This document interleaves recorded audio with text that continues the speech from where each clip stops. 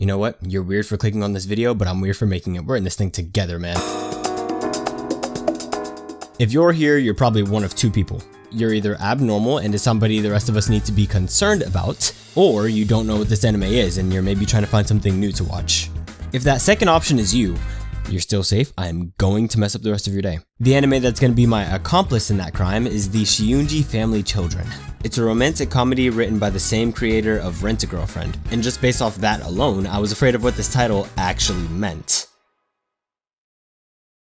Well, I'm going to tell you what that title actually meant, and what you do after that is up to you. The plot of this story is 7 siblings, 2 boys and 5 girls, the youngest being 15 and oldest being 18, being told by their father that they are actually all adopted and are therefore not related by blood. So with this new bit of information, I mean obviously who wouldn't start catching feelings for their brother 2 weeks later?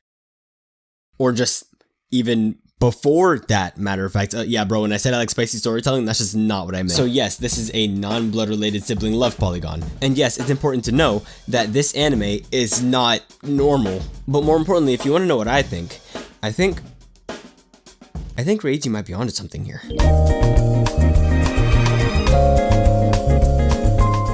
Now, before I really get started, this is freaking disgusting! And now with that out the way, I would hope that while we may not be on the same page, that we are at least reading the same book.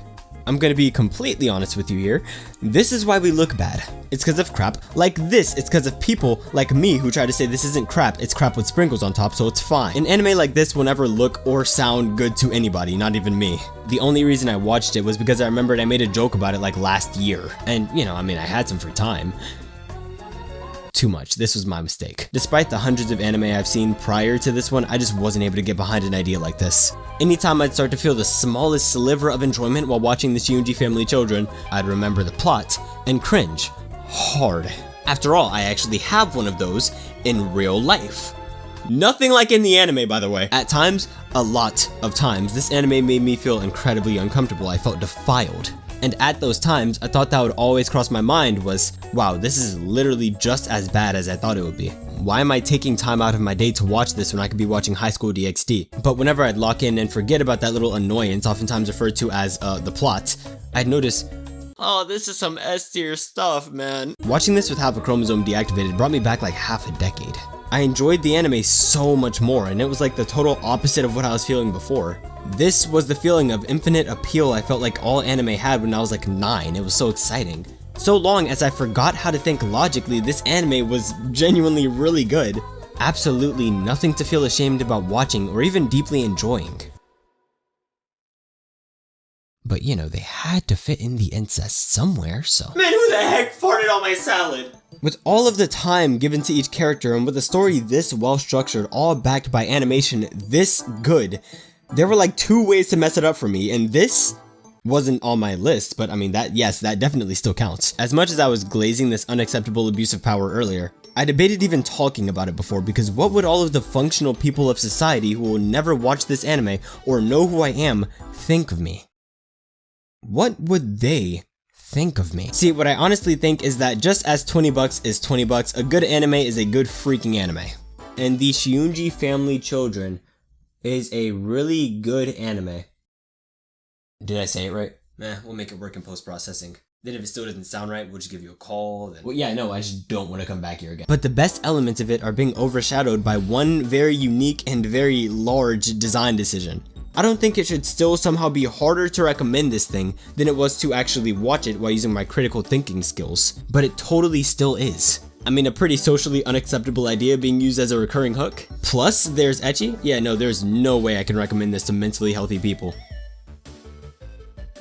The more I think about it, the more I start asking, why is this the plot actually? There's not like some powerful emotion this anime has its characters experience that changes the whole course of the story that the characters here could only feel because they started out. Dang it! No! There's not like some powerful emotion this anime has its characters experience that changes the whole course of the story that the characters here could only feel because they start out thinking that they're all blood related. Then even with that, it only takes till the first episode for them to find out that they're not, and instantly, it's fair game. I guess 15 years of being siblings means absolutely nothing to some people. And there were infinitely many ways to make 5 popular girls know one guy. The quintessential quintuplets already did it, so this story could have worked perfectly fine any other way. is what you would think, right? Ride with me here.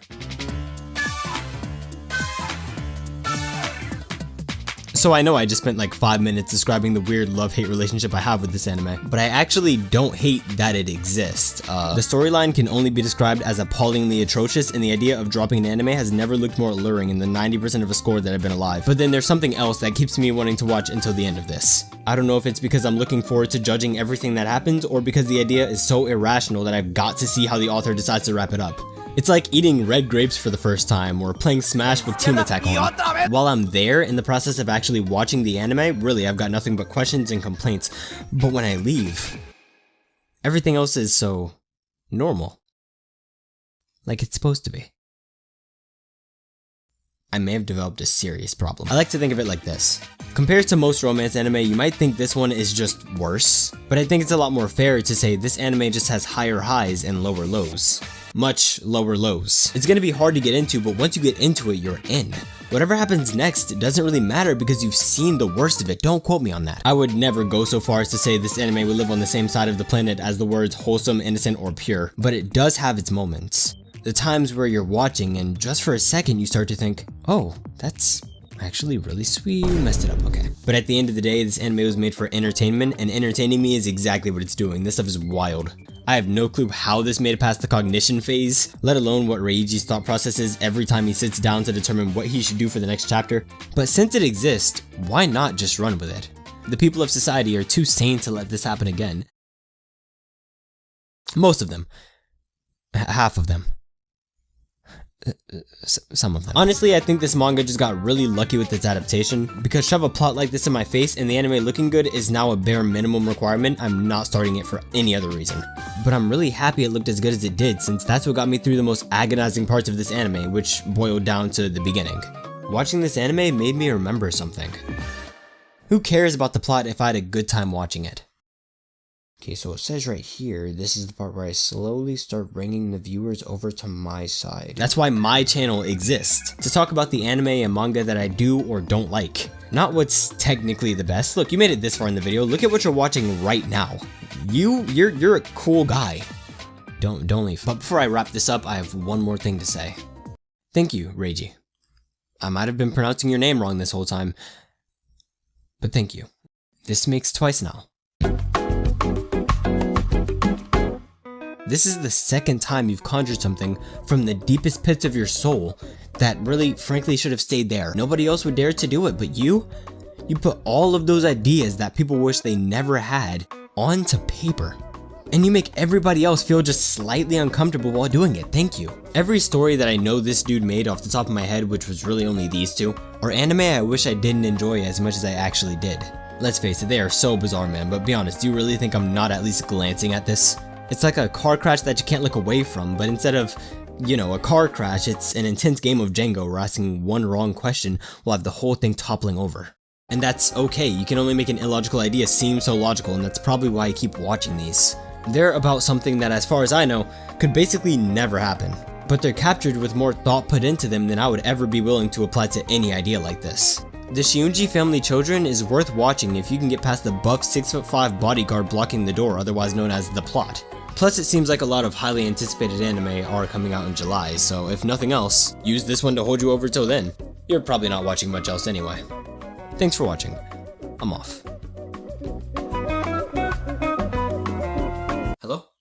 Yeah, no, like, I know what you said, but, your take, like, no, yeah, I know that, but it, like, your take, can you come back in tomorrow? Please?